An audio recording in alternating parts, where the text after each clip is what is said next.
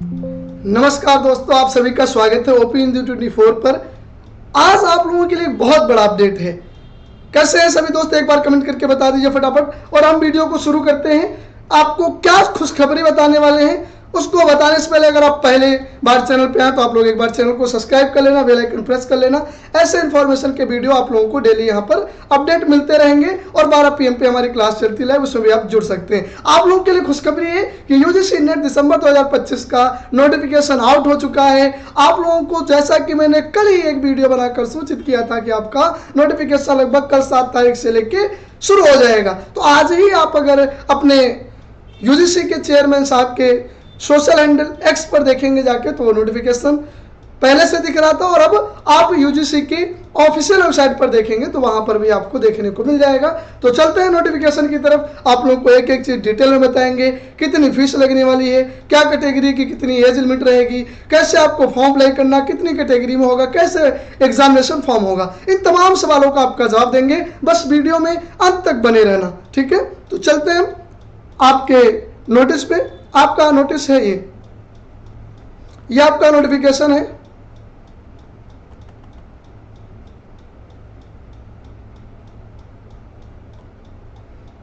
जैसा कि आप देख पा रहे हैं कि आज ही पब्लिक नोटिस 7 अक्टूबर, मैं अभी वीडियो बना रहा हूं 7 अक्टूबर, आज ही ये नोटिस ओपन हुआ है, आया है, अपलोड हुआ है इस पे वेबसाइट पे।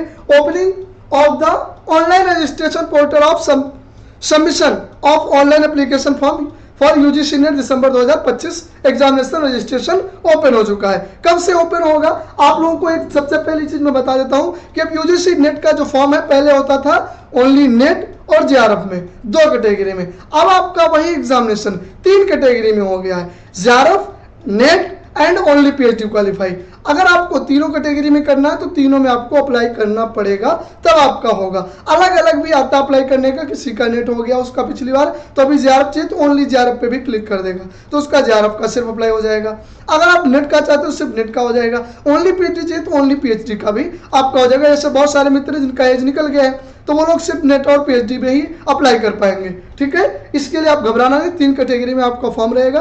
वो स्पष्ट लिखा है। फर्स्ट कैटेगरी आपकी कौन सी है? Award of junior research fellowship and appointment, ठीक है, एंड असिस्टेंट प्रोफेसर, ये चीजें। अब दूसरी आपकी कैटेगरी क्या है?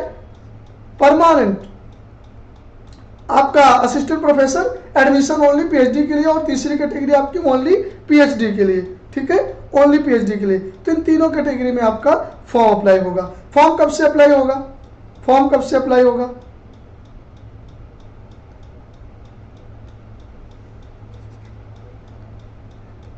देखिए आपका यहां पर स्पष्ट लिखा हुआ है,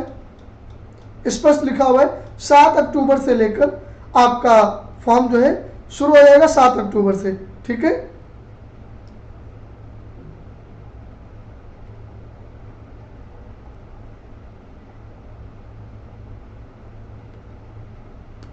सात अक्टूबर से आपका फॉर्म शुरू हो जाएगा। कब से? 11:50 आज रात से, ठीक है। आपका लास्ट डेट क्या है फॉर्म अप्लाई करने का? लास्ट डेट आपका एग्जामिनेशन फॉर्म का है 7 नवंबर 2025 11:50 तक, ठीक है।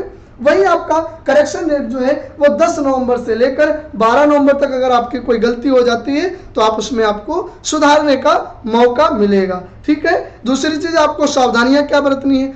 आप जब फॉर्म अप्लाई करेंगे सबसे पहला काम है आपका आधार कार्ड मोबाइल नंबर से लिंक होना चाहिए, और आधार कार्ड ही आपको रजिस्ट्रेशन करते वक्त उपयोग करना है। और हाई स्कूल की मार्कशीट के अकॉर्डिंग सारी स्पेलिंग आपको रखनी है उसमें, ठीक है।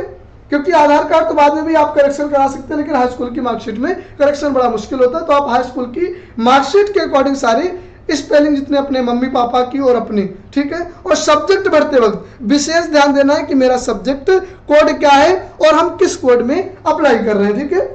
बाकी आपका एग्जाम सिटी आ जाएगा समय आने पर आगे, और आपका एडमिट कार्ड का भी और सेंटर का भी, ठीक है। आप लोगों की जो फीस है, सबसे पहले आप कहां पर जाएंगे रजिस्ट्रेशन करने के लिए?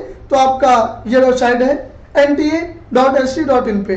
आपकी फीस जो है जनरल कैटेगरी अनरिजर्व की 1150 है, वही जनरल ईडब्ल्यूएस और ओबीसी एनसीएल की 600 है, और SC ST third gender PWD जो दिव्यांग हैं उनकी 325 रुपए आपकी फीस लगने वाली है, ठीक है। तो ये आप लोग स्पष्ट देख पा रहे होंगे।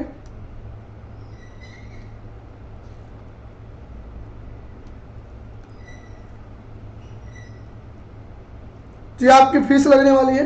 आपका जो फॉर्म अप्लाई कर देंगे, एग्जाम कैसे होगा, ऑनलाइन मोड होगा, कंप्यूटर बेस्ड एग्जाम होगा, सभी को पता है ना, ऑनलाइन होगा। यहाँ पे लिखा है सीबीटी कंप्यूटर बेस्ड टेस्ट होगा आपका, जिसमें ऑब्जेक्टिव टाइप क्वेश्चन आएंगे। ऑब्जेक्टिव टाइप क्वेश्चन आएंगे, थ्योरेटिकल पार्ट नहीं रहता। बहुत सारे मित्र हैं जो नए हैं, जिनको लगता है पता नहीं ऑनलाइन होता है कि ऑफलाइन होता है, थ्योरी आती है या फिर ऑब्जेक्टिव पूछे जाते हैं। तो ऑब्जेक्टिव पूछे जाते हैं, ठीक है, आपको टिक करना रहता है।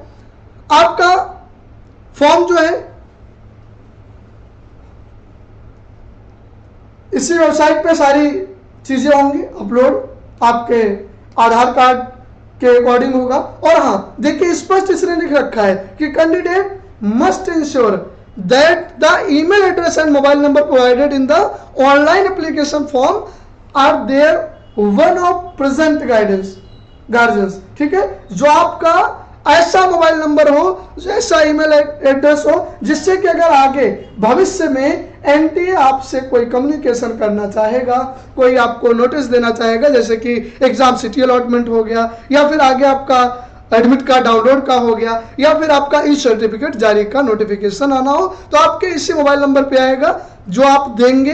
आप अगर साइबर कैफे वाले को बोल देंगे कि भैया आप भर देना दया दृष्टि करके, तो दया दृष्टि करके अपना ईमेल लगा के कर देगा, तो फिर आपको दिक्कत होगी। ईमेल एड्रेस अपना डालना है, ऑथेंटिक ईमेल नहीं है तो बना लीजिए और मोबाइल में उसको लॉग इन रखिए। आपके पास अगर बाय द वे कई सारे ऐसे स्टूडेंट हैं जो गाँव देहात से, जिनके पास नहीं ईमेल वगैरह ज़्यादा यूज करते, तो कोई ऐसा घर में मोबाइल हो जिसमें कि ईमेल आप देख सके, उसमें मेल बना लीजिए। ठीक है, वो हमेशा आपका मेल रहना चाहिए, ये चीज़ आपको याद रखनी है।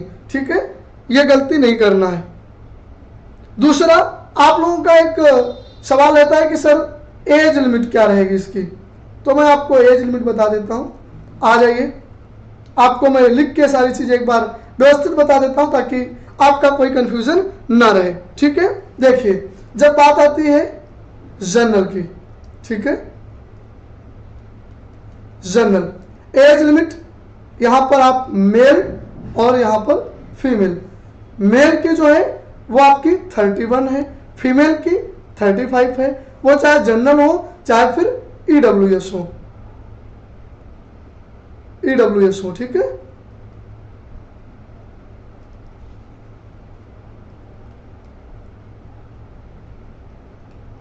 आपकी यही रहने वाली है लगभग, ठीक है, 35। और ईडब्ल्यूएस लगाने पे आपको भी एज रिलैक्सेशन मिल जाएगा, ये 35 हो जाएगा। वही ओबीसी, एससी, एसटी, पीडब्ल्यू, इस सभी कैटेगरी की जो एज लिमिट है वो चाहे मेल हो या फिर फीमेल हो, सभी की क्या रहने वाली है, 35, सभी का 35 रहने वाला है। ठीक है, इसके बाद आप लोग नहीं अप्लाई कर पाएंगे। और ये फॉर्म कौन अप्लाई कर सकता है, देखिए, आप जब पीजी जिस सब्जेक्ट से किए हैं, पीजी जिस सब्जेक्ट से किए हैं, इसी से आप फॉर्म को अप्लाई करेंगे। ऐसा नहीं कि आपका पीजी किया आपने हिस्ट्री से और आप चाह रहे हैं कि अब सर हम इकोनॉमिक्स से फॉर्म अप्लाई करते तो क्या हो जाएगा, नहीं होगा।